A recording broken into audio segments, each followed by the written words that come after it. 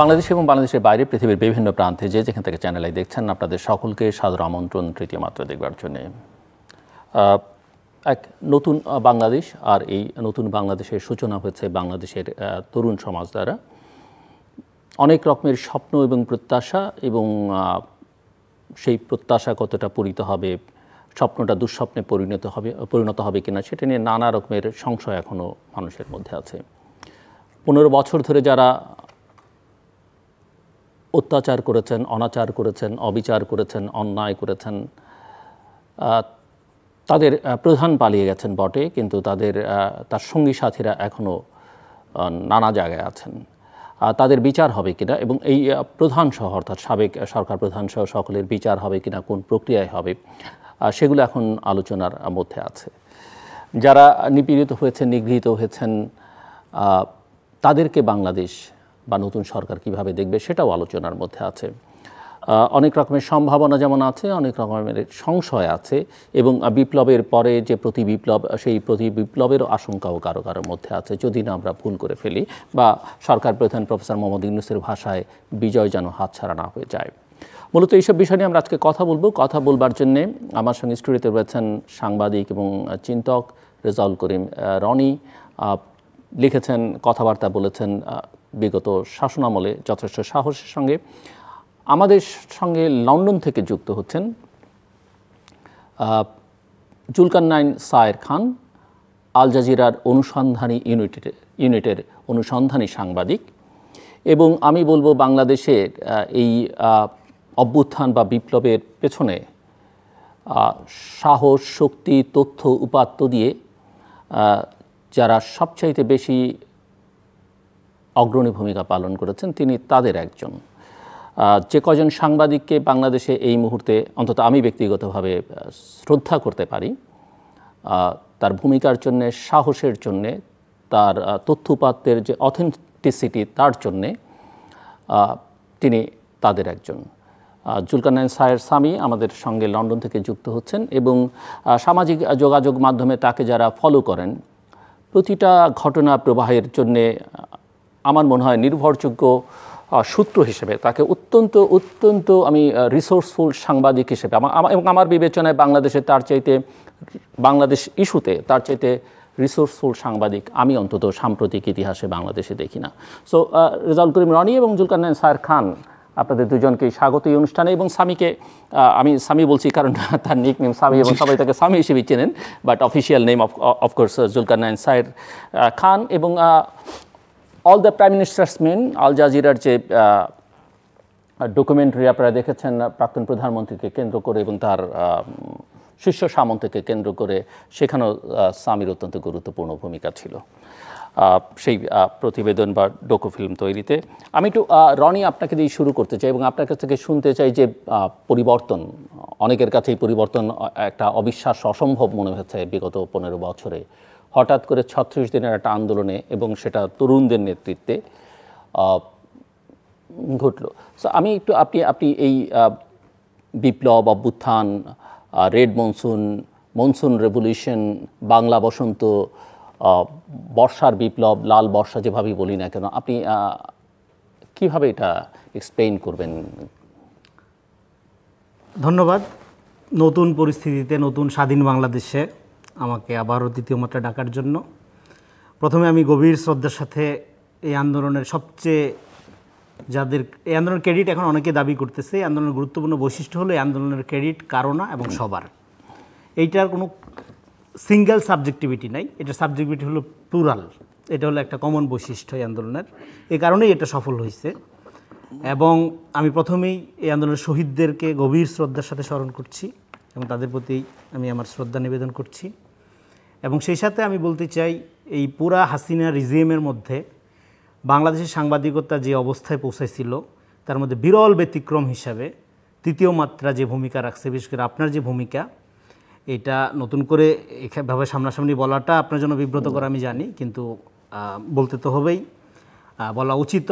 যখন আমাদেরকে এক ধরনের অফিসিয়ালি নিষিদ্ধ করে রাখা হয়েছিল বাংলাদেশের সমস্ত সো-কল্ড মেইনস্ট্রিম মিডিয়াতে, তখন শুধুমাত্র তৃতীয় মাত্রাই আমাকে যে কয়বার মাঝে মাঝে ডেকেছে, বা আমাদের মতো যারা আমরা বিরুদ্ধ ভয় ছিলাম এই ফেসিবাদের, তাদেরকে ডাকার এই দুঃসাহসটা হাসিনার আমলে যারা দেখিয়েছে, কেউ তো দেখায়নি, শুধু তৃতীয় মাত্রায় দেখাইছে। তো এই জন্য তৃতীয় মাত্রাকে অভিনন্দন, এবং তৃতীয় মাত্রার এবং আপনার এই বিরচিত ভূমিকাকে আমি ঐতিহাসিক ভূমিকা বলতে চাই। এই ঐতিহাসিক ভূমিকার জন্য আমি অভিনন্দন জানাই। তো আপনার প্রশ্নের এবার যদি আমাদের দায়িত্ব পালন করেছি, এর বেশি কিছু করিনি। দায়িত্ব পালন করাটাই সাংবাদিকতা, করা উচিত, সেটাই করেছি। সেটাই এজন্য এটা উদাহরণ, এটা এবং পরবর্তী সময়ে যারা নতুন জেনারেশনে যারা আসবে এই পেশায়, সেক্ষেত্রে এটা একটা রেফারেন্স পয়েন্ট হইতে পারে। সেই জন্য এটা ইম্পর্টেন্ট মেনশন করা, আমাদের বলতে হবে এটা। আমি জানি আপনি অপছন্দ করবেন। তো যাই হোক, আপনার প্রশ্নে যদি ফিরি, সেটা হলো যে প্রথমত একটা কথা হচ্ছে এটা বিপ্লব না গণ অভ্যুত্থান।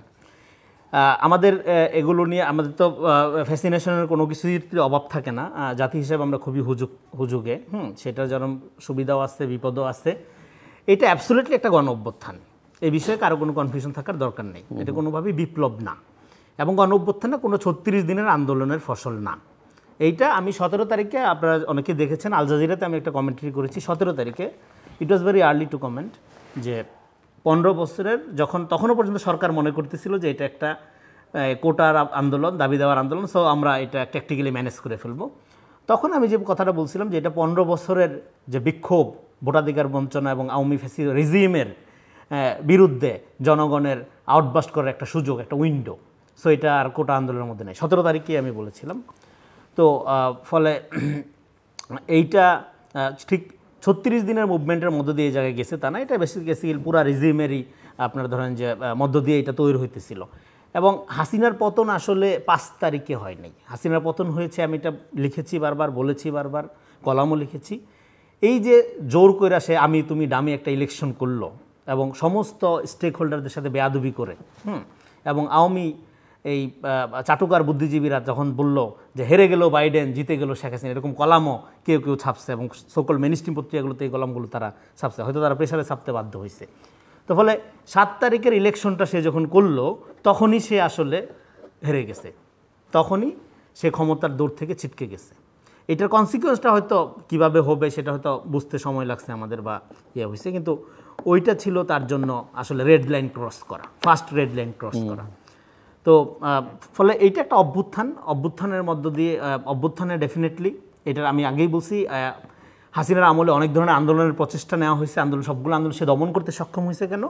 আন্দোলনের নেতৃত্বকে সে ব্রুটালি লোকেট করে দমন করতে পারছে, ফলে আন্দোলন হয়েছে। ইভেন বিরোধী দলের বিভিন্ন সেক্টরের বিরোধী দল, শুধু বিএনপি না, যারাই যেভাবে আন্দোলন করার চেষ্টা করছে, এই যে গুম, আমি আজকেও গুমের কাভার করতেছিলাম, মায়ের ডাকের অনুষ্ঠান, গুমে ম্যাক্সিমাম গুম মানে প্রধান টার্গেট হলো যারা রুট লেভেলের শক্তিশালী রাজনৈতিক নেতাকর্মী, যাদের জমায়েত করার, জনগণকে মাঠে নামানোর ক্যাপাসিটি বেশি ছিল। বড় নেতা গুম হয়েছে খুব কম, 1-2টা, কিন্তু এমন ইউনিয়ন লেভেলের নেতা তাকে গুম করা হয়েছে।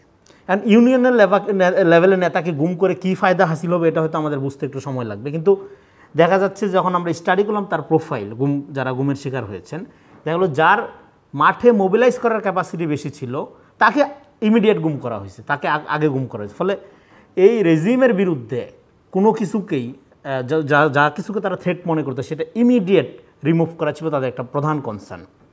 সেই দিক থেকে এই আন্দোলন যেভাবে ধরেন আপনার মানে পরিচালিত হয়েছে, তার একটা মাস্টারই হলো এর কোনো সেন্টার ছিল না, এর সাবজেক্ট, এর কোনো নেতা খুঁজে পাওয়া যায় না। আমার ধারণা হাসিনার সোকল্ড আপনার এজেন্সিগুলো গলদঘর্ম হয়ে গেছিল যে আসলে এটা কোনটা ধরলে, কোন পাইপলাইন বন্ধ করলে আন্দোলন বন্ধ, কলকাঠি কোত্থেকে নাড়া, কলকাঠি করতে না, এটা বুঝতেই আন্দোলন এটা গণ আন্দোলনের পরিণত হয়ে গেছে। ফলে এর যে প্লুরাল সাবজেক্টিভিটি, এটাকে অ্যাকনোলেজ করতে হবে। ফলে এটা হলো রিয়েলি গণ অভ্যুত্থান। আর বিপ্লব কেন না? বিপ্লব হইলে যেটা হয়তো পরবর্তী যে সরকারটা গঠন হইতে দেখলাম আমরা, সেইটা বিদ্যমান যে কাঠামো, ক্ষমতা কাঠামো, তার আলোকেই গঠিত হয়েছে, অভ্যুত্থানের চেতনা নিয়ে গঠিত হয়েছে। কিন্তু বিপ্লবী সরকার হইলে হয়তো কি সেনাবাহিনী, সংবিধান, জুডিশিয়ারি, আপনার ব্যুরোক্রেসি, সব কিছুর উপর বিপ্লবী কমিউনিটির বা বিপ্লব যারা করেন তাদের কন্ট্রোল থাকে।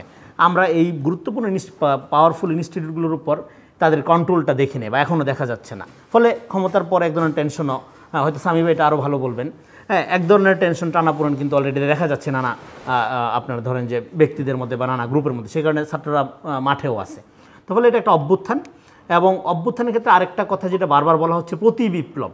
এখানে প্রতি বিপ্লব শব্দটা ব্যবহার করা আমি মনে করি ঠিক হচ্ছে না। আমাদের ব্যবহার করতে হবে এই গণঅভ্যুত্থানকে ব্যর্থ করার জন্য যারা কাউন্টার করতে চায় তারা প্রতি গণহত্যা আবার শুরু করতে চায়। প্রতি বিপ্লব অনেক সময় পজিটিভও হইতে পারে, যে এই বিপ্লবটা ইনকমপ্লিট হয়েছে, ওকে তাহলে আবার একটা প্রতি বিপ্লব করে এটাকে আরও কমপ্লিট করি। আর ফার্স্ট অফ অল আগে যেটা বললাম, এটা কোনো বিপ্লবই না, এটা গণঅভ্যুত্থান। ফলে এই দিক থেকে এই যে প্রতি গণহত্যার সুযোগ এই ঘাতক এই গণহত্যাকারীরা যাতে না পায়, সেই জন্য এই বিপ্লবের যে এই যে অভ্যুত্থানের স্পিড, এই স্পিডটাকে আমরা কতটা কালচারাইজেশন করতে পারি, man to man, door to door কতটা আমরা প্রতিষ্ঠিত করতে পারি, তার উপর গুরুত্ব দেওয়া দরকার। আমি আসবো আবার আপনার কাছে। মিস্টার জুলকারনাইন সামি, পুরো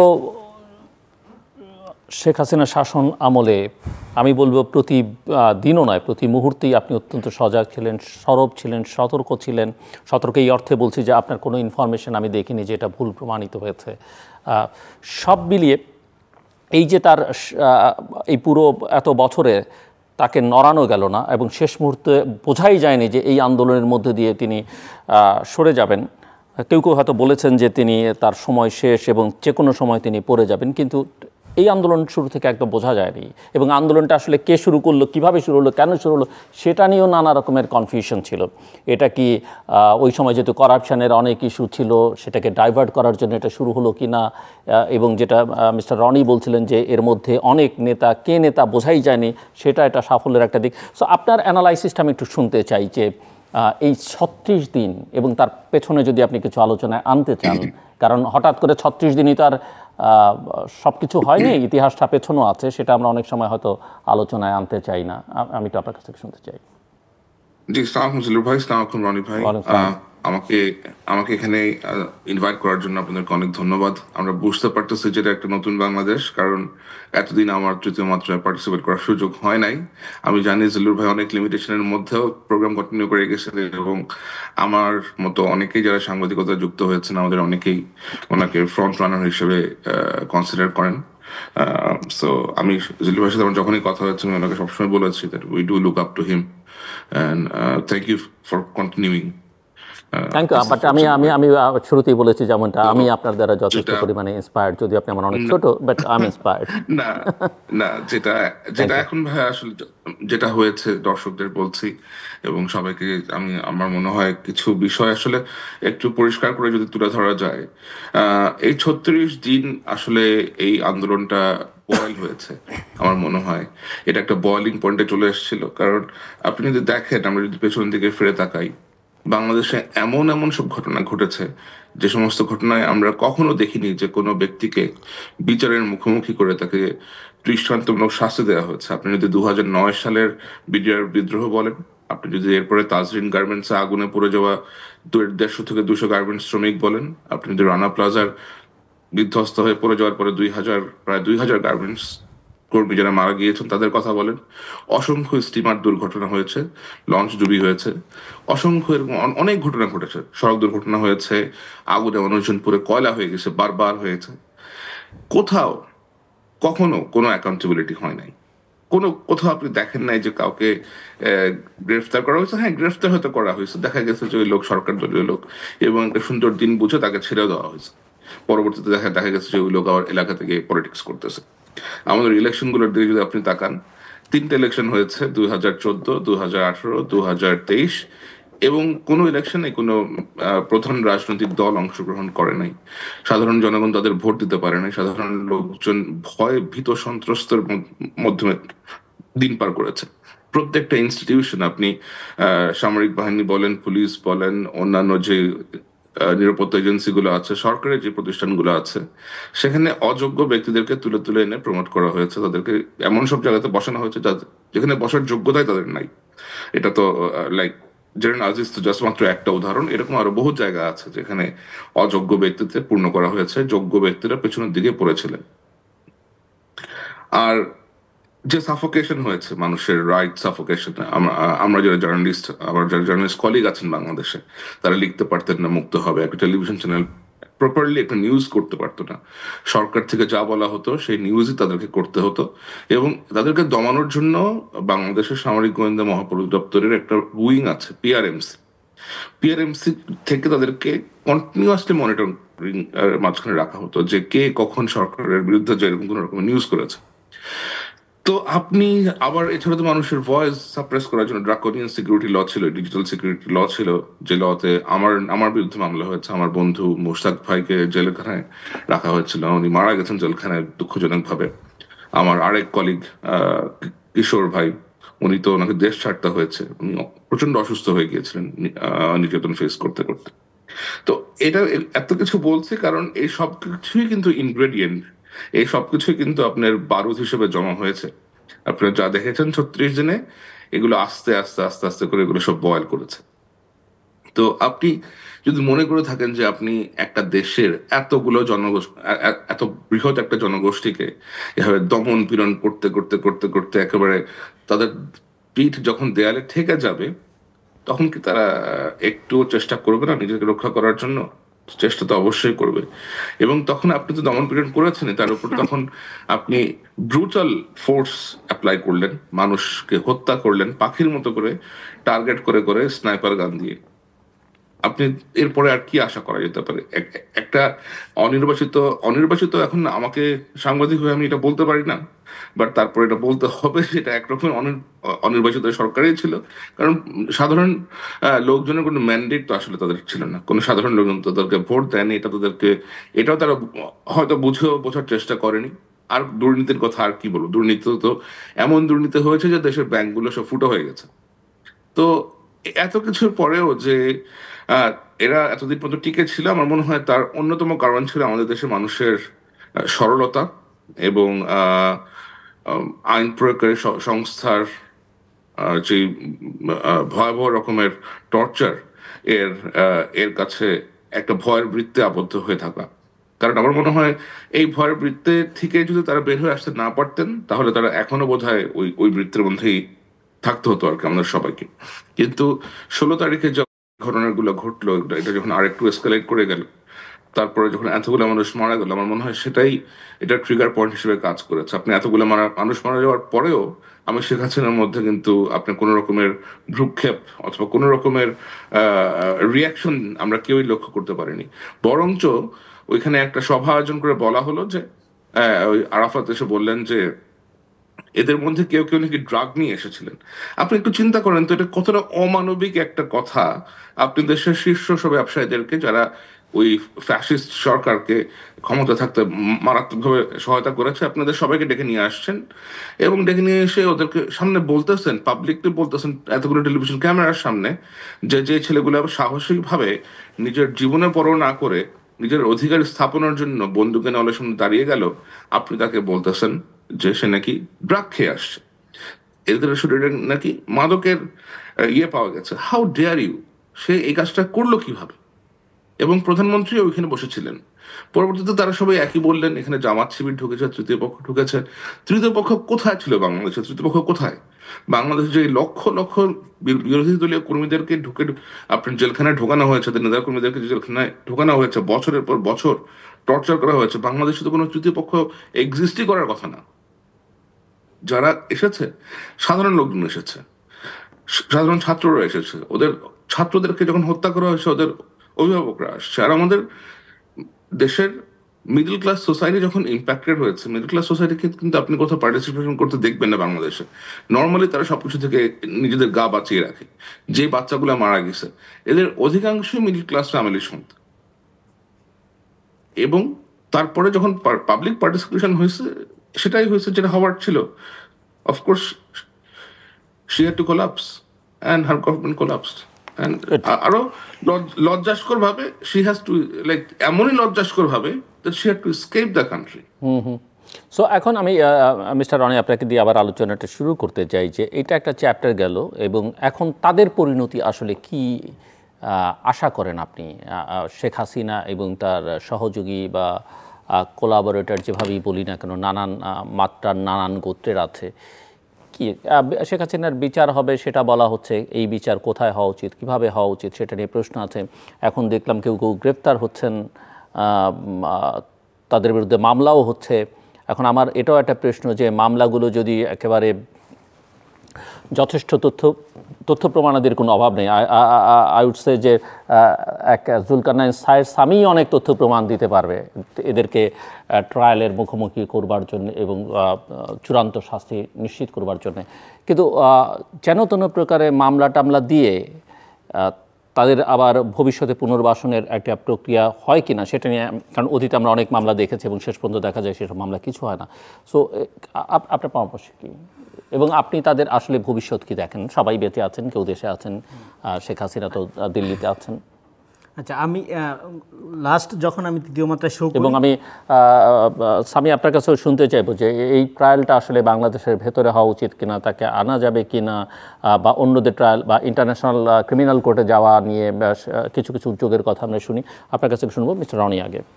তো আমি যখন এই লাস্ট শো এখানে করলাম তখন আমি যেটা বলছিলাম এবং বারবার যেটা বলছি, আওয়ামী লীগ একটি আত্মঘাতী সংগঠন। তো এরপরে এই গণহত্যার পরে দেখা গেলো এটা আর কোনো রাজনৈতিক সংগঠন না। আওয়ামী লীগ অতীতেও যেটা করছে, সে তার রাজনীতি খেয়ে ক্ষমতার দিকে ছিল, ফলে ক্ষমতা যখন সে উচ্ছেদ হয়েছে তার সবই উচ্ছেদ হয়েছে, যার কোনো রাজনীতি নাই, ফলে তার কামব্যাক করার আর কোনো সুযোগ নেই। তো আপনি বলছেন আওয়ামী লীগের কামব্যাক করার কোনো সুযোগ নেই পলিটিক্যালি। আওয়ামী লীগ এবং শেখ হাসিনা কি আত্মহত্যা করেছেন আপনি বলতে চাইছেন? সুইসাইড করছে, এটা সুইসাইডাল, ডেফিনেটলি সুইসাইডাল। আপনার পলিটিক্স নাই, আপনি ক্ষমতার জোরে যা আসা তা করতেছেন, পুলিশকে দিয়ে গুলি করাচ্ছেন, আর্মিকে কিনার চেষ্টা করতেছেন, আপনি মিথ্যাকে সত্য, সত্যকে মিথ্যা, হ্যাঁ, যা খুশি তা করতেছেন। মানে এটা তো একটা কী বলবো, যে মানে তার নাম নিতেও তো আমাদের মানে কি বলতো রুচিতে বাঁধত আর কি। হ্যাঁ, মানে সে একটা মানে প্যাথোলজিক্যাল লায়ার একজন। হ্যাঁ, মানে একটা যেখানে দরকার নেই ওখানেও সে দুটা মিথ্যা কথা বলে। তো এরকম একটা মানে আপনার রেজিম সে চালাইছে। তো সেইটা কামব্যাক এটা করবে কিভাবে? এটা কামব্যাক করানো হবে ল্যাবরেটরির মাধ্যমে। এটার অর্গানিক্যালি কামব্যাক করার কোনো সুযোগ নেই, কারণ তার পলিটিক্স বলে আর কিছু নাই। আরেকটা হলো এই ফ্যাসিজম বা আওয়ামী লীগের যে ফ্যাসিজম, এটাকে আমি বারবার বলতেছি, অনেক দিন ধরে বলতেছি, এটা কোনো ফ্যাসিজম না, এটা একটা মাফিয়াতন্ত্র। ফ্যাসিজম হইতে গেলেও একটা ইডিওলজি লাগে, সেটা আমি সমর্থন করি বা না করি, পাবলিকের পক্ষে যাক বা বিরুদ্ধে যাক, এটা আমরা পৃথিবীতে বহু দেখছি, বহু ইতিহাসে দেখছি। এবং কোনো ফ্যাসিস্ট এরকমভাবে পালায়া যায় না। এবং আওয়ামী লীগ যেটা বলতেছিল যে সে একটা গণহত্যা ফেস করার ঝুঁকিতে ছিল, পরে শেষে পর্যন্ত কিন্তু সেটাই সত্য হইল। এই গণহত্যার দিকে হাসিনা ঠেলে দিল তার গোটা কর্মী বাহিনীকে, তার লুটেরা কর্মী গুন্ডা বাহিনীকে গণহত্যার মুখে ফেলে দিয়ে সে পালাইলো। যার মিনিমাম কোনো ইডিওলজি আছে, সেটা হোক ফলস ইডিওলজি, সে ফাইট করবে, জীবন দিবে, মারা যাবে, হ্যাঁ, কিন্তু সেইভাবে পালায়া যাবে না।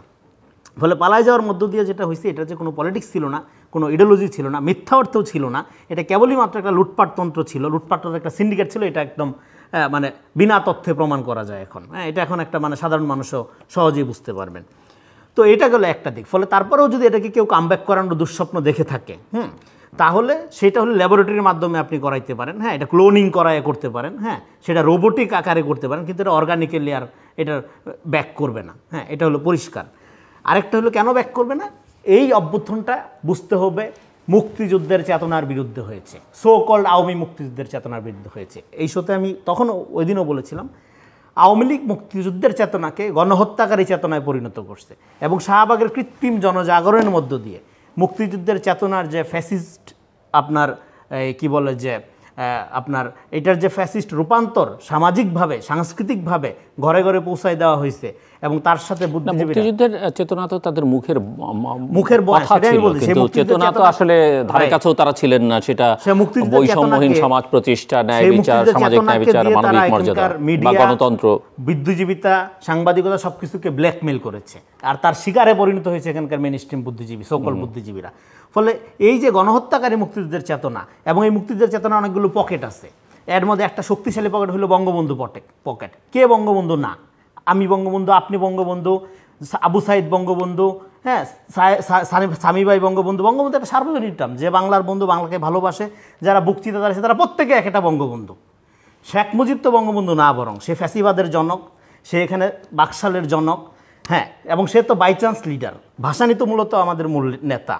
এবং একটু হার্শ আমি বলবো যে তার ডেফিনেটলি অবদান, কারণ মুক্তিযুদ্ধের অবদান সবার, এই যে এই সবার আছে, কিন্তু মুক্তিযুদ্ধের সিঙ্গেল আউট করা হয় যেখানে, সেটা তো আওয়ামী লীগের সমস্যা। কিন্তু মুক্তিযুদ্ধে তার অবদান বা মুক্তিযুদ্ধের প্রধান পুরুষ তিনিই ছিলেন রাজনৈতিক। মুক্তিযুদ্ধের প্রধান পুরুষ প্রত্যেকে, যেমন আপনি কি এখন বলতে পারবেন এই যে চিটাগাং রোডে যে হকার ছেলেটা পুলিশের গুলি খেয়ে মারা গেল, এই 24-এর গণঅভ্যুত্থানে সে প্রধান লোক না? যে কৃষক বন্দুকযুদ্ধ, যে কৃষক, যে শ্রমিক আপনার বিদ্রোহ করলো, 69-এর গণ অভ্যুত্থান করলো, মারা গেল, ও কি জাতির পিতা না? প্রত্যেকে জাতির পিতা। আপনি যখন সিঙ্গেল আউট করবেন, হ্যাঁ, আমি তো মনে করি এই যে মানে এটা আপনি ক্ষোভের কারণে বলছি না, আমি রিয়েলি মিন ইট। বঙ্গবন্ধু একটা সার্বজনীন টার্ম। এই যে বাচ্চা ছেলেগুলো যারা ড্রেনের ময়লা পরিষ্কার করতে হাত ঢুকাই দিয়া, এরা বঙ্গবন্ধু না? এতে তো কোনো পয়সা দিতে হয়েছে রাস্তাঘাটে এগুলো কন্ট্রোল করার জন্য, ময়লা পরিষ্কার করার জন্য? কোনো আওয়ামী চোর কি এদের চেয়ে বেশি বাংলাদেশকে ভালোবাসে?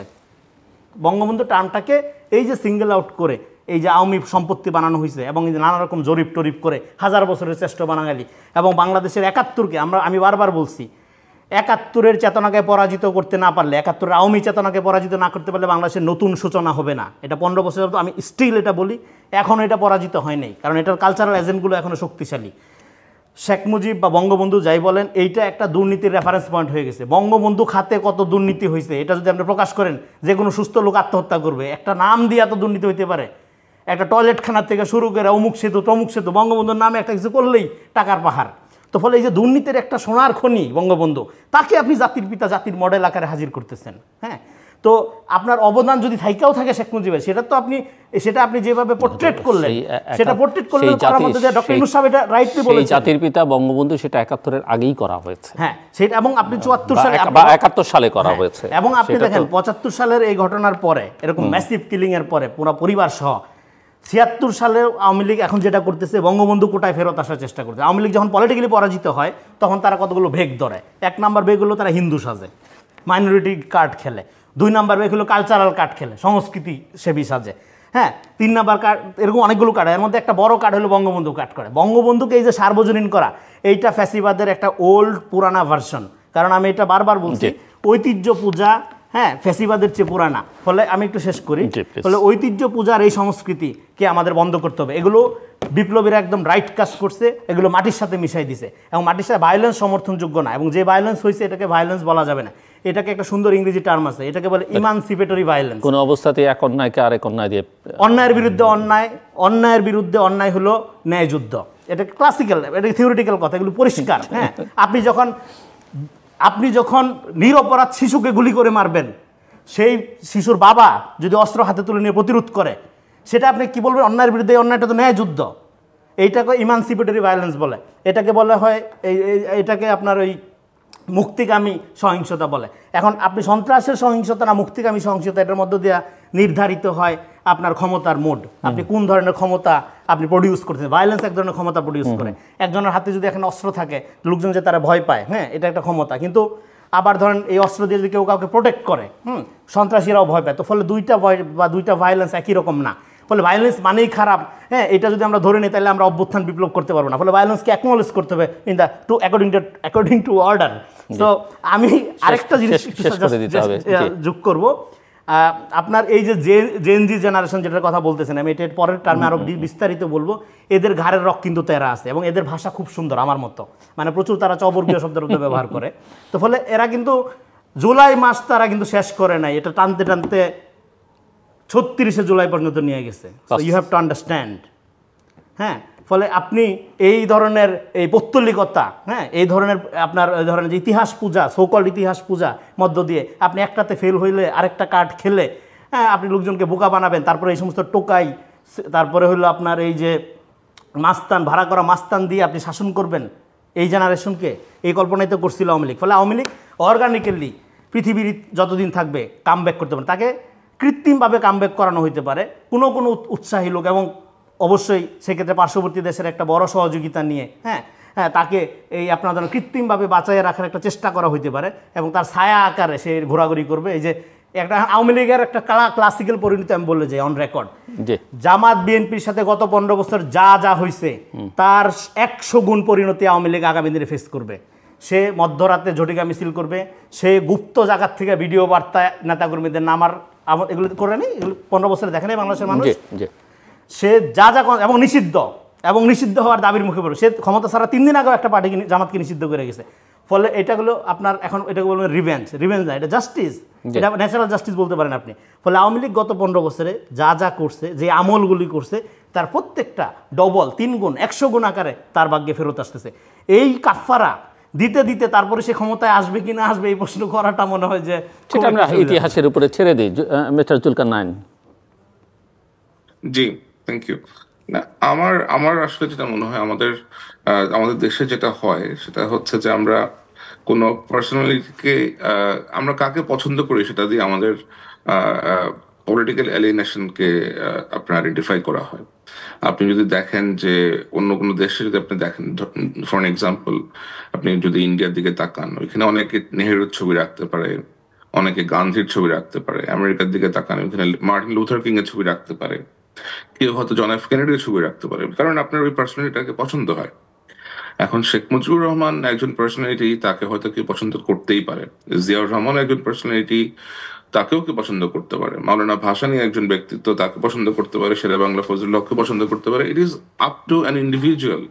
কিন্তু এটাকে যখন আপনি কারোর উপরে চাপিয়ে দেন, ইম্পোজ করবেন, সিঙ্গেল আউট যখন চাপায় দিবেন, যখন আপনি কম্পেল করবেন, এটা আসলে এটা তো ঠিক হলো না। আপনি তো আমাকে কাউকে সম্মান করতে বাধ্য করতে পারেন না। এটাকে ইন্ডিভিজুয়ালস চয়েস, কে কাকে কতটা সম্মান করবে। হ্যাঁ, শেখ মুজিবুর রহমানের জন্য আমার যথেষ্ট সম্মান আছে। উনি একজন অবশ্যই উনি একজন গুরুত্বপূর্ণ নেতা বাংলাদেশের স্বাধীনতার আন্দোলনের জন্য। কিন্তু পরবর্তীতে তার ব্যর্থতাটাও আমাদেরকে আলোচনা করতে হতে পারে, যে কেন উনি ব্যর্থ হয়েছিলেন, কি কারণে ব্যর্থ হয়েছিলেন, এবং কি কি কি কি কারণের জন্য ওনার ওনাকে দেশে একদলীয় শাসন ব্যবস্থা চালু করতে হয়েছিল, এবং ওনার দুঃখজনক যে হত্যার এপিসোডটা আছে সেটা আমাদেরকে স্মরণে রাখতে হবে। এবং প্রত্যেকটা রাজনৈতিক দলেরই এটাও স্মরণে রাখতে হবে যে মানুষজন এখন এখন যে অবস্থা আছে পৃথিবীর, মানুষ অনেক কানেক্টেড। মানুষজন আসলে বুঝে পৃথিবীতে কি হচ্ছে না হচ্ছে। আপনি চাইলেই মানুষকে দমন পীড়ন করে কন্টিনিউয়াসলি কন্টিনিউ করতে পারবেন না। শেখ হাসিনা যে কাজটা করেছে, শেখ হাসিনা একটা দলকে, আওয়ামী লীগের মতো একটা পুরাতন দলকে এক রীতিমতো সিঙ্গেল হ্যান্ডেডলি মার্ডার করে ফেলেছে।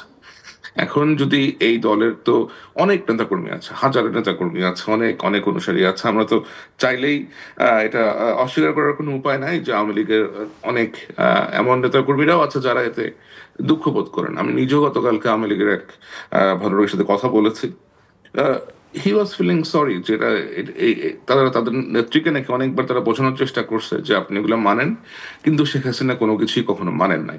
শেখ হাসিনা নাকি কখনোই কারো পরামর্শই শুনতেন না, যে উনি এরকম হয়ে গেছে। সো এখন এরকম পরামর্শ শুনতেন না এরকম একজন ব্যক্তিকে তো তাহলে দল থেকে তাদের বের করে দেওয়া উচিত ছিল। কারণ উনি যে এরকম একনায়কতন্ত্র সর্বত্র জারি করে রেখেছিলেন, এটা শুধুমাত্র তার দল না, পুরো দেশের জন্য আপনার বিপজ্জনক হয়ে গেছে আর কি।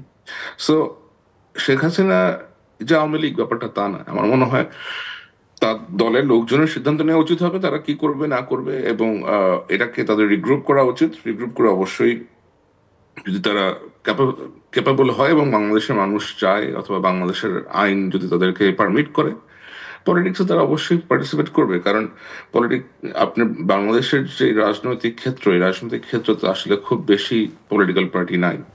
এবং আপনি যদি বড় কোনো দলকে এখান থেকে মুছে ফেলেন, অথবা বড় কোনো দল যদি এখানে না আসে, তখন অন্য পার্টিগুলোও কিন্তু আপনার কর্তৃত্ববাদিতার সুযোগ পেয়ে যাবে, এবং সেটা কখনোই হতে দেওয়া যাবে না। সো এবার আওয়ামী লীগ এখন যে পর্যায়ে চলে গেছে, এটাকে অবশ্যই রিফর্ম করতে হবে। এটা এটা অবশ্যই আওয়ামী লীগের যারা নেতা কর্মী আছেন তাদেরকে বিবেচনা করতে হবে যে তারা কিভাবে তাদের পার্টিকে রিফর্ম করবেন।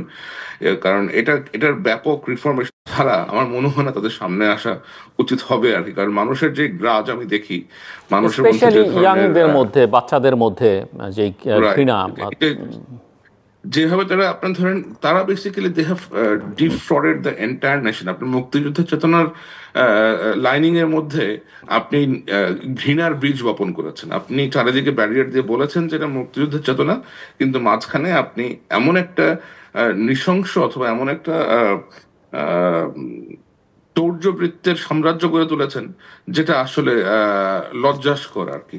এটা এটা এটা শুধুমাত্র যে শেখ হাসিনার জন্য, আমার তো মনে হয় না ওনার মধ্যে কোন রকমের বিবেকবোধ আছে। বিবেকবোধ থাকলে উনি কখনোই এরকম কথাবার্তা অথবা এরকম আচরণ করতে পারতেন না আর কি। এটা ওনার অধ্যত্ব, এবং ওনার অধ্যত্বই ওনার দলের জন্য খুব খুব বাজে একটা পরিণতি।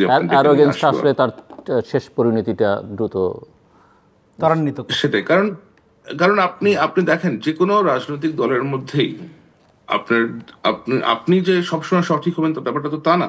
আমাদের মধ্যে যদি কোন রকমের আপনার দুঃখবোধ না থাকে, ধরেন আমি একটা ভুল করে ফেললাম, একটু অন্যায় করেছি, আমি যদি সরি বলি, এটা তো আই ডোন্ট লুজ এনিথিং। এখন আমার আমার মধ্যে যদি সরি বোধটাই না থাকে, আমি কাউকে অন্যায় করলাম কারোর সাথে, তাকে এরপরে আমি তার সামনে গিয়ে দাঁড়ায় হাসতেছি, অথবা তার সামনে গিয়ে আমি নিজে আরো বোস্টিং করতেছি, সেটা তো আসলে আপনার ঠিক না। আপনি দেখেন আমাদের গত কয়েকদিনেই আমি আমি এই অপরাধীদের বিচারের বিষয় নিয়ে জানতে চাইছিলাম যে আপনি কি মনে করেন, কি হওয়া উচিত, কিভাবে হওয়া উচিত? এদের আসলে যে বিচারটা হওয়া উচিত, আমার আমার মনে হয় এদের, আমি নিজে আমি নিজে কখনোই ক্যাপিটাল পানিশমেন্ট সাপোর্ট করি না, মৃত্যুদণ্ড অথবা এরকম কোনো কিছু আমি সাপোর্ট করি না। সো আমি যে ধরনের বিচার চাবো সেটা হচ্ছে যে আন্তর্জাতিক কোনো আদালতে, আন্তর্জাতিকভাবে স্বীকৃত কোনো আদালতে যেন কোনো বিতর্কের সৃষ্টি না হয়, এরকম স্বীকৃত কোনো আদালতে যেন তাদেরকে বিচারের ব্যবস্থা করা হয়। কারণ এবং এই বিচার যেন আমাদের দেশ এবং পৃথিবীর কাছে একটা দৃষ্টান্ত হয়ে থাকে যে একনায়কদের, স্বৈর শাসকের যারা এলিমেন্ট আছে, এদের বিচার কতটা সিরিয়াসলি আপনার করা সম্ভব আর কি। কারণ এদের এদের যদি বিচার না হয়, তারা যদি আপনি ধরেন যে কোনো ভাবেই হোক, কারণ আমরা যেটা দেখে আসছি অতীতে যে একটা সময় যে মামলা হয়, আমরা 2006-7 সালেও দেখেছি মামলা হয়েছে, আবার ভোট হয়েছে, এরা এসেছে আবার ক্ষমতা, লাইক দে গট অ্যাকুইটেড। এরকম যেন কোনো রকমের তামাশা না করা হয় আর কি। এরকম তামাশা করা হলে রাষ্ট্রের অর্থ খরচ, মানুষের সময় খরচ, মানুষের আশাও নষ্ট হয়। সুতরাং যারাই এগুলা করবেন তারা যেন অত্যন্ত সতর্কতার সাথে এবং অত্যন্ত নিষ্ঠার সাথে এই কাজটা করেন, এবং যেটা রায় হয় সে রায়টাকে যেন মানা হয়। এরা যেখানে থাকুক তাদেরকে যেন পাকড়াও করে আনা হয়। আমি নিজেও বলেছি বারবার, এই সমস্ত প্রসেসের সাথে আমি নিজেও ইনভলভ হতে ইচ্ছুক, এদেরকে আপনার অ্যাকাউন্টেবল করতে। সো আমার আমার পক্ষ থেকে তো অবশ্যই চেষ্টা, কোনো ত্রুটি থাকবে না, কিন্তু এটা হতে হবে এমন একটা প্রক্রিয়া যেন এখানে ইন্টারন্যাশনাল পার্টিরাও ইনভলভ থাকে এবং স্বচ্ছতারা যেন এনশিওর করা হয়। থ্যাংক ইউ আমি আসবো। সো ফাইনাল রাউন্ড, এবং ফাইনাল রাউন্ডে আমি যেটা বুঝতে চাইবো যে নতুন সরকার প্রফেসর মোহাম্মদ ইউনূসের নেতৃত্বে যেটা যাত্রা শুরু করলো, সেই সরকারকে কেমন দেখছেন, তার পারফরমেন্স, যে ছাত্ররা তাদেরকে ব্যাক করছে, তাদের অ্যাপ্রোচ, অ্যাটিটিউড, স্বপ্ন যা ইতিমধ্যেই তারা প্রকাশ করেছে, সেটাকে কীভাবে দেখছেন, ভবিষ্যতের বাংলাদেশকে কীভাবে দেখেন? খুব বেশি সময় নেই, 5-6 মিনিট করে আপনাদের এক একজনের জন্য প্লিজ। ধন্যবাদ সামি ভাই। খুব আমি ওনার বক্তব্য থেকে একটু জাস্ট অ্যাড করতে চাই ওনার সাথে, সেটা হলো যে দেখেন, এই জেনজি যে জেনারেশনটা, এই জেনারেশনটা যেভাবে এরকম একটা অভ্যুত্থানের মধ্যে দিয়ে হাজির হওয়ার পরে এরা আসলে সবার জন্য পলিটিক্সটা ডিফিকাল্ট করে ফেলছে। আমি আমার দর্শক এবং পলিটিশিয়ান যারা আমার কথা শুনতেছেন, আমি আমার এই পর্বটা একটু গুরুত্ব দিয়ে মানে শুনতে অনুরোধ করব, মানে একটু যাতে আমল করার নিয়তে বা এটা মানে প্র্যাকটিক্যালি পালন করার নিয়তে শুনবেন, তাহলে আপনাদের রাজনীতির জন্য কাজে লাগবে। সেটা হলো এই জেনারেশনের যে পলিটিক্যাল স্পিরিট বা আকাঙ্ক্ষা, এর সাথে বাংলাদেশে যেই সমস্ত রাজনৈতিক দলগুলো রাজনীতি করে তাদের স্ট্রাকচারাল পলিটিক্সের কোনো মিল নাই, বরং 1000 মাইল দূরত্ব আমি দেখতে পাচ্ছি। তো সেইটা একটু বলি, কারণ এই জেনারেশনটা আপনার 90-এর মতো প্র্যাকটিক্যাল এই এক ধরনের সামন্তীয় ফ্রিডমের মধ্য দিয়ে বা শাসনের মধ্য দিয়ে বেড়ে ওঠার যে সমাজ, সেই সমাজের মানুষ তারা না। এরা বেসিক্যালি ভার্চুয়াল সোসাইটির মানুষ। এদের প্রত্যেকেরই একটা প্রোফাইল আছে, এবং শুধু তারা পার্সোনাল, হ্যাঁ, they have personality at the same time. এই জন্য একটু আগে বলছিলাম যে ঘাড়ের রোগ একটা তেরা। তো ফলে ওরা ভার্চুয়াল সোসাইটিতে যখন অভ্যস্ত হয়, তখন ভার্চুয়াল সোসাইটিতে ঘটনাটা কী ঘটে? ভার্চুয়াল সোসাইটিতে কিন্তু আপনি এক ধরনের ফ্রিডম এক্সারসাইজের সুযোগ পান। আপনার যাকে পছন্দ না, আপনি থেকে হয় ব্লক করেন বা আনফ্রেন্ড করেন, অথবা আপনি সেই কন্টেন্ট থেকে আপনি নিজেকে গুটায় নেন, নিয়ে নিজের ফ্রিডমটা, এটা হইতে পারে, এটার অন্য অনেক সমালোচনা থাকতে পারে, কিন্তু আমি বলতেছি ফ্রিডম এক্সারসাইজের এই যে বাধাহীন একটা প্রবাহ, একটা সোসাইটি, হ্যাঁ, আপনার ভার্চুয়াল জগতে চর্চা করার মধ্যে দিয়ে এই যে জেনজি জেনারেশন, ফলে তার মনোজগতের মধ্যে যেটা হয়েছে, ও কোন ধরনের পলিটিক্স পছন্দ করে, আর আওয়ামী লীগ, বিএনপি, জামাত বা অন্যান্য পার্টিগুলো যে ধরনের পলিটিক্স করে, তার মধ্যে একটা পার্থক্য আমি দেখতে পাচ্ছি। ফলে আগামী দিনে আপনারা যারা রাজনীতি করবেন, আপনাদের প্রত্যেকের জন্য চ্যালেঞ্জ আকারে হাজির হয়েছে কিন্তু এরা। ফলে এদেরকে আপনারা যদি, এদের সাথে যদি আপনারা কমিউনিকেট করতে না পারেন, তাহলে আপনারা আখেরে খুবই সমস্যায় পড়বেন। ইভেন এই যে গভর্নমেন্ট, আমি তাদেরকেও একই কথা বলবো। ফলে এদের সাথে কমিউনিকেশন করার জন্য পদ্ধতিটা কী, তারা কী পছন্দ করে। আমার যদ্দূর পড়াশোনা, আমি যদ্দূর খোঁজ নেওয়ার চেষ্টা করছি, এবং ইনফ্যাক্ট আমি পড়তে আসতেছিলাম, এরা একটা ওয়েস্টার্ন মডেল ফ্রিডম পছন্দ করে। সেখানে কি আপনি দেখবেন যে বাংলাদেশে আমরা কি দেখছি গত 15 বছরে, পোস্টার ব্যানারের জঞ্জালে রাস্তাঘাটে, মন্ত্রণালয়ে কোথাও যাওয়া যেত না। তোর কেউ কইছে তোর সালাম দিতে? তোর চরিত্র ফুলের মধ্যে পবিত্র না খারাপ এটা জানতে চাইছে কেউ? হ্যাঁ, তো জানার দরকার কি তোর? এই জেনারেশন পছন্দ করে হিডেন পলিটিক্স, তাকে ডিস্টার্ব করবে না। হুদাই ভাইয়ের মিছিল নিয়ে যাবে, সে 2 ঘন্টা আটকে থাকবে, হুদাই প্রোটোকলে পইরা সে কষ্ট পাবে, মানে এগুলো সে পছন্দ করে না। সে পলিটিক্সটাকে তার সামনে ডমিনেন্ট থাকবে, এটা সে চায় না। সে তার ফ্রিডমটা ডমিনেন্ট থাকবে, এটা সে চায়। কিন্তু আমাদের এখানে পলিটিক্যাল পার্টিগুলোকে তার পাড়ায় পাড়ায় ক্লাব থাকবে, ভাই থাকবে, মহল্লায় চাঁদাবাজি থাকবে, হ্যাঁ, তাকে গয়না চলতে হবে। এই যে আপনার ওল্ড মডেল বা 90s মডেল বা 60s মডেলের যে পলিটিক্স, এটা এখন আর চলবে না। তারা পলিটিক্যাল ফোর্সকে ইনভিজিবল দেখতে চায় এভরিডে লাইফে। কিন্তু আমাদের পলিটিশিয়ানরা যত পারে ভিজিবল হোক, হ্যাঁ, উজোর করে সালাম দেয়, ঈদ আসলে পোস্টার দিয়া ছায়া ফেলে। এই সোসাইটি কেয়ার করে। কোভিড এদের মনোজগতে একটা বড় চেঞ্জ আসছে। তারা দেখবেন যে রাস্তায় গাছ লাগাচ্ছে লেনগুলোতে, তারা দেখবেন যে ময়লা পরিষ্কার করতেছে, গ্রাফিতি করতেছে। ফলে আপনি কি পলিটিক্স করেন? আপনি প্রথমে ঈদ আসলে চাঁদা তুলে বড় পোস্টার করে জঞ্জাল দিয়ে ছায়া ফেলেন, হ্যাঁ, প্লাস্টিকের বড় বড় ফেস্টুন দিয়ে মন্ত্রণালয়গুলো পার্টি অফিস বানায় ফেলেন। ফলে এই জেনারেশন যেই পলিটিক্যাল কালচারের সাথে অভ্যস্ত, যেই পলিটিক্যাল টিউনিংয়ের সাথে অভ্যস্ত, আর আমাদের পার্টিসগুলো যে পলিটিক্স প্রপোজ করতেছে, এইটা অলরেডি ধরা খেতে যাচ্ছে। ফলে তারা যদি এটা গভীরভাবে চিন্তা না করে, তাহলে তারা ফেল করবে। এই politics, old model politics, every party, প্রত্যেক পার্টি, ইভেন বিএনপি, হ্যাঁ, তাদের জন্য রাজনীতিটা কঠিন হয়ে যাচ্ছে। এটা আমি আরও সময় পেলে ব্যাখ্যা বিস্তারিত করতাম, আর করলাম না। আর বিচারের যে ব্যাপারটা, জাস্ট আমি সাহেবের সাথে তার একটু অ্যাড করি, শেষ করি। দেখেন, ক্যাপিটাল পানিশমেন্ট আমিও সাপোর্ট করি না, জীবন নেওয়ার অধিকার কারোই নাই। কিন্তু বিচার, ধরেন এই ধরনের গণহত্যার বিচার ডেফিনেটলি ইন্টারন্যাশনাল কোর্টের মাধ্যমে হইলে ভালো হয়। কিন্তু এই ধরনের বিচারের ক্ষেত্রে যে প্রশ্নটা ধরেন আসতে পারে, এখানে এই পরিস্থিতিটা খানিকটা সাউথ আফ্রিকার পরিস্থিতির সাথে মিলে। কারণ আওয়ামী লীগ যেটা করছিল, প্রত্যেককে আওয়ামী লীগ বানায় ছেড়ে দিছে, মনে মানে করুক।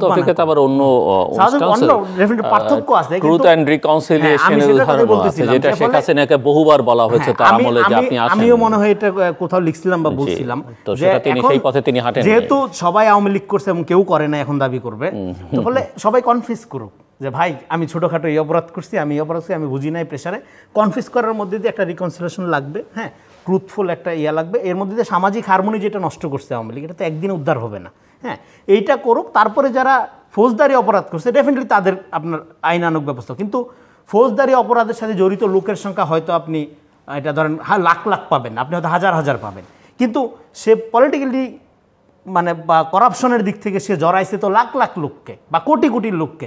তো সেইটাকে আপনি কালচারালি যদি চেঞ্জ না করেন, আপনি সে যদি স্বীকার না করে যে ভাই আমি আওয়ামী লীগের মেম্বার হইয়া 5 টন গম চুরি করছিলাম, এটা ভুল করছিলাম, ও যদি না করে কালকে যদি বিএনপির পতাকা ধরে না আসে, আপনার পলিটিক্স চেঞ্জ হবে?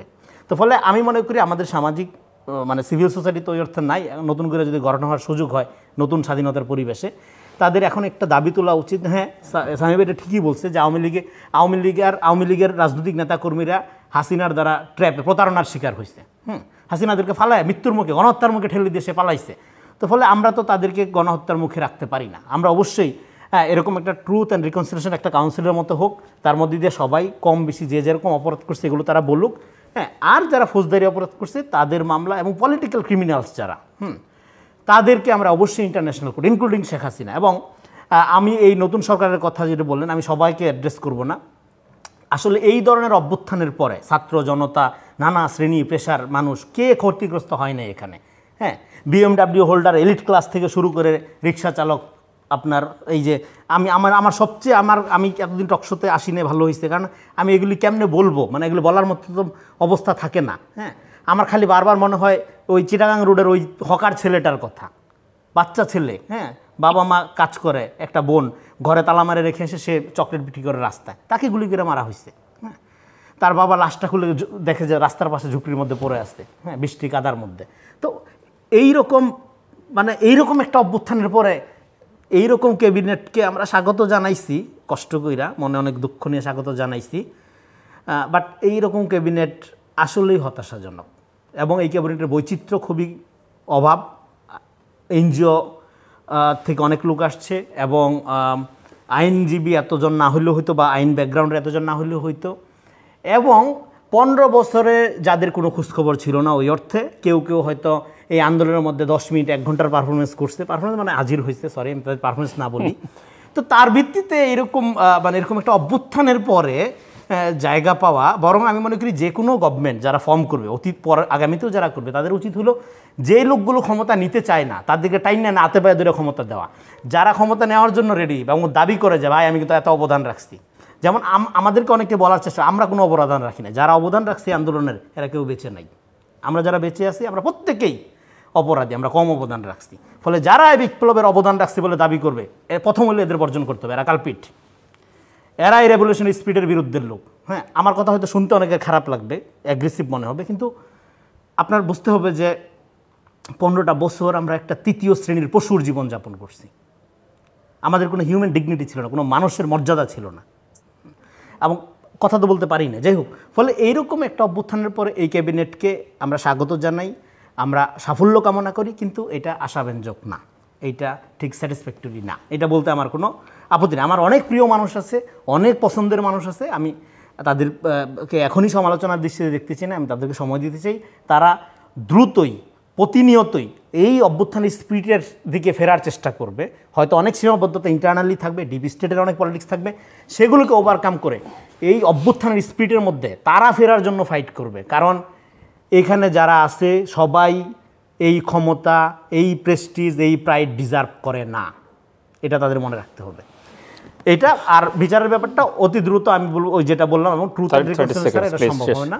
এবং আমি বাংলাদেশের জনগণকে বলবো, এটা আমাদের কালেকটিভ অর্জন এবং সবচেয়ে বড় অবদান শহীদরা রাখছে, আমাদের এখন শুধু উচিত কাজ করা। Thank you mister Zulkarnain Sayer খান। জি, আমিও আসলে রনিক ভাইয়ের সাথে আমিও মোটামুটি একমত যে এটা যে ক্যাবিনেট এখন হয়েছে, আসলে আমরা তো আমাদের যে লড়াইটা সবার ছিল, সেই লড়াইটা আমাদের জন্য লড়াইটা ছিল বাংলাদেশের মানুষের গণতন্ত্র এস্টাবলিশ করা, রাইটস এস্টাবলিশ করা, প্রেস ফ্রিডম এস্টাবলিশ করা।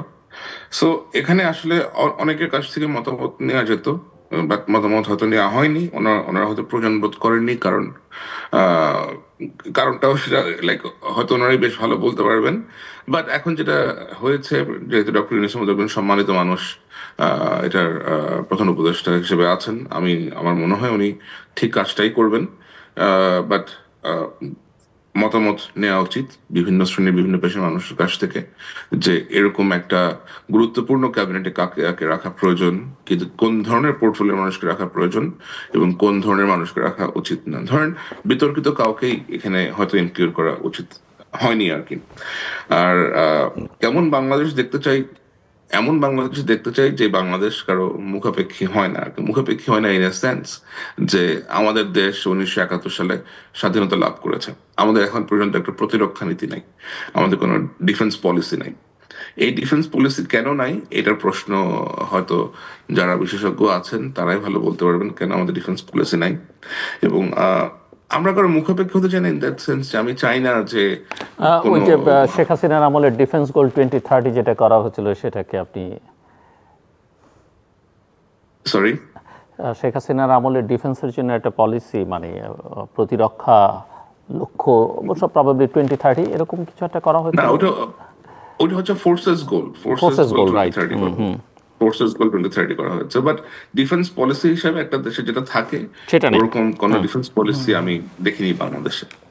আবার ধরেন আপনার আমাকে কেন পাশের দেশ কি বলছে, অথবা 7 সাগর 13 নদী পারের কোনো দেশ কি বলছে সেটা মেনে চলতে হবে। আমার নিজের ডিসিশন আমি নিজে নিতে পারবো, আমার নিজের ডিসিশন যেন নিজে নিতে পারি, এবং নিজে যেন একটা সক্ষম দেশ হিসেবে আমরা মাথা তুলে দাঁড়াতে পারি, যেখানে আমরা গুরুত্বপূর্ণ হব। আমরা কারো কাছে দাবি করবো না যে আমার দেশে এসে আমার বিচার করে দিয়ে যাও, আমরা বিপদে পড়েছি, এরকম আর মুখাপেক্ষী আমরা হতে চাই না। যে কিছু একটা হবে আমরা তাকিয়ে থাকবো আকাশের দিকে, যে তারা কি ডিসিশন নেয়, তারা কি করে, তারা কে স্যাংশন দেয়, কে স্যাংশন দেয় না। কেন ভাই, আমার দেশ এতগুলো মানুষের দেশ, আমরা কেন why we are not enough for ourselves? আমরা কেন নিজেদের জন্য নিজেরা যথেষ্ট না? আমাদেরকে কেন কোনো থার্ড পার্টিকে এনে মিডিয়েট করতে হবে? এরকম কিছু আর আমরা চাই না। আমরা চাই আমাদের শিক্ষা ব্যবস্থার আমূল উন্নয়ন ঘটুক, যেখানে বাচ্চারা ছোটবেলা থেকেই শুধুমাত্র যে পড়াশোনা 2+2=4 হয় শুধুমাত্র তাই শিখবে না, নৈতিক শিক্ষা শিখবে, নৈতিক শিক্ষা শিক্ষিত হবে, ভূ রাজনৈতিক পলিটিক্স, জিও পলিটিক্স যেটা আছে, জিও পলিটিক্সের ব্যাপারে তাদের ধারণা হবে, দেশের প্রতি যে দেশপ্রেম আছে, ওই ওই ধরনের দেশপ্রেমের শিক্ষায় তারা দীক্ষিত হবে, তাহলে আপনি দেখবেন যে আস্তে আস্তে এমন একটা সমাজ ব্যবস্থা আমাদের হয়তো গড়ে উঠবে, যেখানে আপনি প্রতিবাদী মানুষই সবসময় পাবেন। আর বিচারের যে কথাটা আপনি আমাকে আলোচনা করলেন, বিচার তো আসলে আপনি ধরেন এখানে এমন কিছু ঘটনা ঘটেছে যেখানে আমরা আমরা আমরা দেখেছি যে 44টা মানুষকে মাথায় গুলি করে হত্যা করা হয়েছে, হেডশট 44 জনের। 40 জনের মধ্যে বোধহয় 39 জনের মাথায় গুলি, 2 জনের ঘাড়ে, আর বাকিদের আপনার গলায়। তো এই যে একটা গুলি করে মানুষগুলোকে হত্যা করা হলো, এদের তো বিচার করতে হবেই। স্নাইপার গান ব্যবহার করে আপনি মানুষ মারছেন, এটা এটা তো আপনি করতে পারেন না। এটা এটা এটা এটা এটা সরাসরি আপনার ক্রাইম এগেইনস্ট হিউম্যানিটি, এটা আপনি করতে পারেন না। এটা কারা করেছে, কেন করেছে, এই পুরো কমান্ড লাইনটাকে আমাদেরকে খুঁজে বের করতে হবে। কোন অফিসার নির্দেশ দিয়েছে, কোন সৈনিক তার গাড়িতে করে ওই ওই ওই স্নাইপারকে বহন করে নিয়ে এসেছে, স্নাইপারটা কে ছিল, এগুলো সব আমাদেরকে বের করতে হবে। তাকে কে নির্দেশটা দিয়েছে, অবশ্যই এগুলো সব আমরা খুঁজে বের করব। এই যে এত এত মানুষের গায়ে মেশিন গান দিয়ে গুলি চালানো হয়েছে মানুষের গায়ের মধ্যে, উপরে আপনি এয়ারক্রাফট থেকে আপনার হেলিকপ্টার থেকে গুলি করে একটা MIST স্টুডেন্টকে মারা হয়েছে। এই ছেলেটা হি ওয়াজ সো ব্রাইট স্টুডেন্ট, আপনার রোবট লাইক সে বিভিন্ন ইন্টারন্যাশনাল রোবোটিক্স কম্পিটিশনে গিয়ে অ্যাওয়ার্ড নিয়ে আসছে বাংলাদেশের জন্য। এই অধিকার কে দিয়েছে আপনাদেরকে করার? কেউ তো দেয়নি। সুতরাং যারাই এগুলোতে ইনভলভ ছিল কোনো না কোনো ভাবে, এদের প্রত্যেককে অবশ্যই খুঁজে বের করা হবে, এটা তো কোনো সন্দেহ থাকার কথা না। কারণ আমরা খুঁজে বের করবই, এবং তাদেরকে রাষ্ট্র এবং আন্তর্জাতিকভাবে স্বীকৃত যে আইন, সেই আইনে তাদেরকে বিচার মুখোমুখি করতে হবে। বিচার মুখোমুখি তাদের করতে হবেই। সেটা শেখ হাসিনা হোক, শেখ হাসিনার বোন হোক, শেখ হাসিনার যে আত্মীয় আছে মেজর জেনারেল তারিক আহমেদ সিদ্দিকীর যে এই যে গুম ঘর যেগুলো বাংলাদেশে আমরা দেখতে পাচ্ছি, আয়না ঘর থেকে মানুষজন উঠে আসছে, আয়না ঘর খুলে দেওয়া হচ্ছে, আমরা জানতে পারতেছি যে গুম হয়ে যাওয়া বেশ কিছু মানুষকে হত্যা করা হয়েছে। এই নৃশংস কাজগুলোর সাথে যারা জড়িত ছিলেন তাদের তো বিচার হতে হবেই। তারা পৃথিবীতে উন্মুক্তভাবে ঘুরবেন, এটা তো মেনে নেওয়া যায় না। তাদের পাসপোর্ট থাকবে বিদেশি, তারা বিদেশি পাসপোর্ট কিনে বিদেশে পালা যাবেন, সেটা কখনোই হতে দেওয়া যাবে না। এরকম ব্যবস্থা করতে হবে, কারণ এটা এটা 2024 সাল, আমরা 1850 সালে বসবাস করতেছি না। এটা যোগাযোগ ব্যবস্থা খুবই উন্নত। আপনি এক দেশের সাথে চাইলেই আরেকটা চুক্তি করতে পারেন, এবং সেখানে গিয়ে তাদেরকে ধরে আনার ব্যবস্থা অবশ্যই করা যায়। সুতরাং এমন এমন কঠিন কোনো কাজ হবে না। আমাদেরকে জাস্ট যেটা করতে হবে, বিশ্বের অনেক দেশই আপনার ক্যাপিটাল পানিশমেন্ট সাপোর্ট করে না, আমাদেরকে হয়তো ক্যাপিটাল পানিশমেন্টটাকে কন্ট্রোল ভাবে নিয়ে আসতে হবে। তাদেরকে অ্যাসুরেন্স দিতে হবে যে they will not be tried, they will not be given any kind of death penalty or anything like that. Then আমার মনে হয় এই প্রসেসগুলো করা বেশ সহজ হয়ে যাবে আর কি। দেশে ফেরত নিয়ে এসে দেশে তাদেরকে এক্সাম্পলারি পানিশমেন্ট দেওয়া যাবে। জাস্ট রনির কাছে আমি একটু, আমার হাতে 3 মিনিট সময় আছে, সো 1 মিনিট করে আমি আপনাদের দুজনকে একটু দিতে চাই যে এই সরকারের দায়িত্ব কি আপনি মনে করেন, কতদিন সময়, কি করা উচিত? 1 মিনিটে জাস্ট। এই সরকারের প্রধান, আমি আপনার কাছে আসছি, আপনার কাছে সেটা শুনতে চাই। এই সরকারের প্রধান দায়িত্ব হলো ভারত প্রশ্নে একটা জাতিগত নীতি প্রণয়ন করা। কারণ ভারতের কারণে আমরা সাফারার।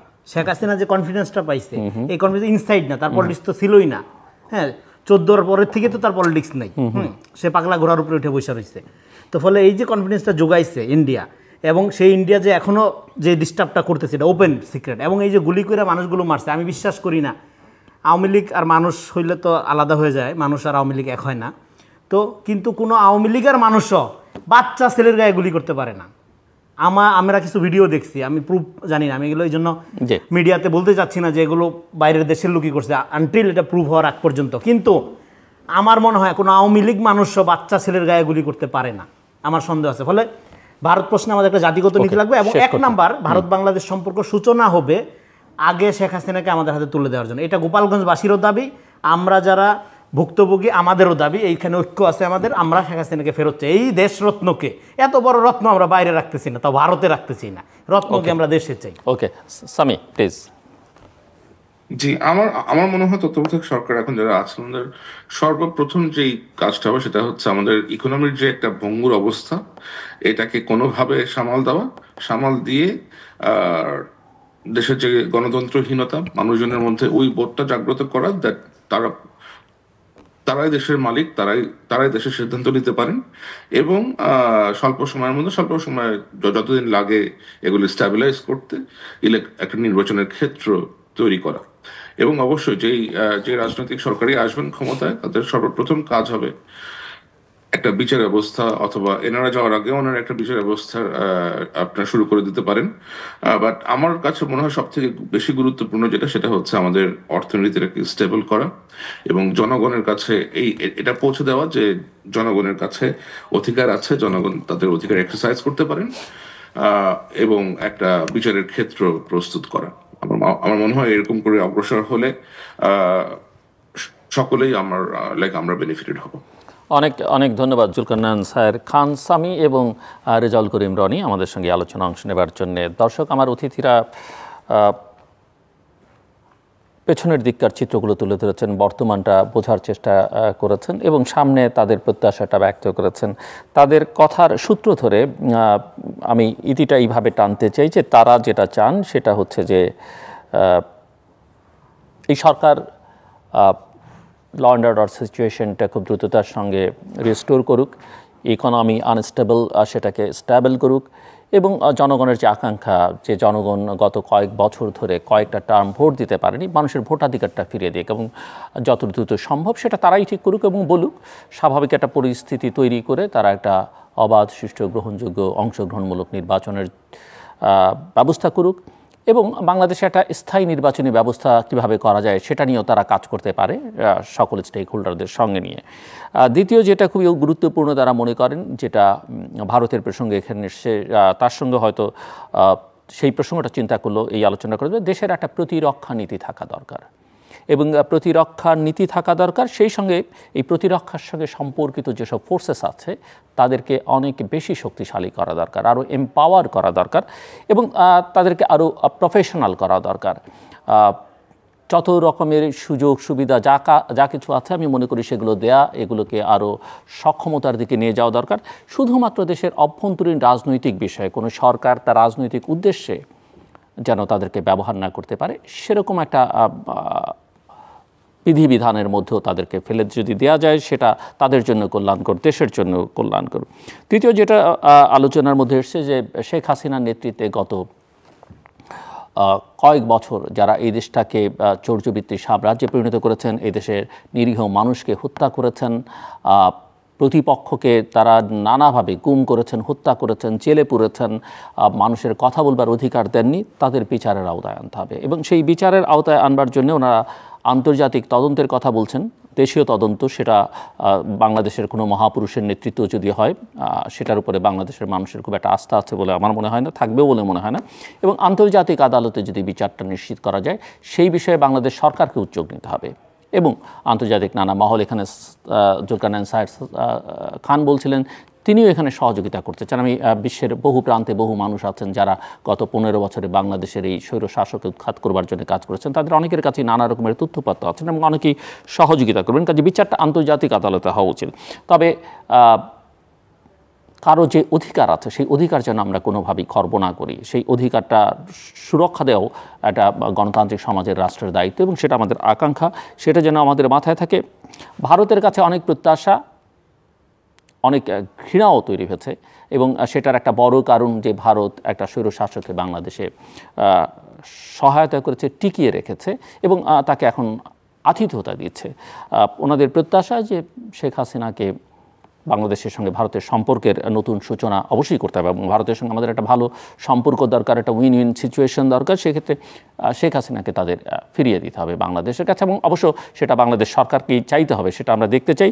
সরকার কি করবে না করবে তার মধ্যে একটা বড় কথা, প্রফেসর ইউনূস আমাদের সবার গর্বের বিষয়, সম্মানের বিষয়, গোটা পৃথিবী তাকে সম্মান করে।